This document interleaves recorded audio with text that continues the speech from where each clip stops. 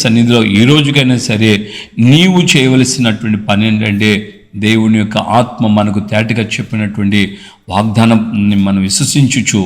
వాగ్దానాన్ని మనం చేపట్టుకొని ఈ వాగ్దాన పూర్తిగా ప్రమాణపూర్వకంగా ప్రభు ఈ వాగ్దానాన్ని నేను నమ్ముతున్నాను అంటూ లేఖనాల్లో ఉన్నటువంటి వాగ్దానాలన్నీ నీకు ఆయా సందర్భంలో దేవుని వాక్యంగా నీకు వాగ్దానంగా ఏ మాట అయితే నువ్వు వింటున్నావో, ఏ మాట అయితే నువ్వు చదువుతున్నావో, ఏ మాట అయితే దేవుని ఆత్మ నిన్ను ప్రేరేపించి ఈ యొక్క మాట మీద అక్కడ నిన్ను స్థిరపరిచిందో ఆ మాటను నువ్వు నమ్మినట్లయితే నిశ్చయంగా దేవుడు అద్భుతమైన రీతిలో నీకు సహాయం చేస్తాడు. 97 సంవత్సరం నేను ఆగస్ట్ మాసంలో హోసన్న మినిస్ట్రీస్లో నేను ట్రైనింగ్కి వచ్చినప్పుడు దేవుడు నాకు ఇచ్చిన వాగ్దానం 55వ అధ్యాయం యెషయా గ్రంథం 5వ వచనం, నీ వెరుగని జనులను నువ్వు పిలిచెదవు, నీ దేవుడని యెహోవా నిన్ను మహింపరచుగా చూచి ఇజ్రాయేలు పరిశుద్ధ దేవుని బట్టి నీ నెరుగని ప్రజలు నీ యొద్దకు పరిగెత్తుకొని వచ్చేదరని